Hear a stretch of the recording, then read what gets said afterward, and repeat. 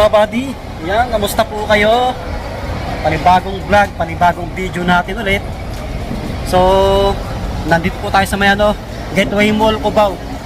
Gateway Mall 2. Alam nyo na, dahil bagong taon, mag-update tayo kay Foot Locker. Kasi huling vlog natin doon nung December pa.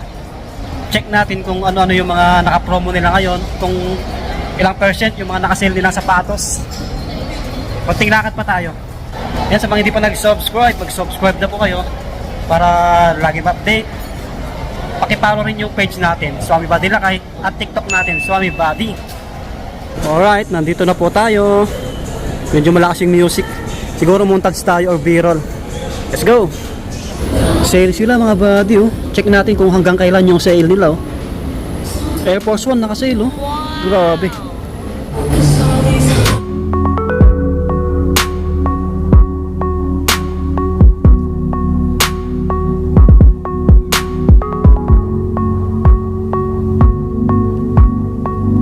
Ano pala, 3 days lang yung sale nila until Sunday na lang mga buddy.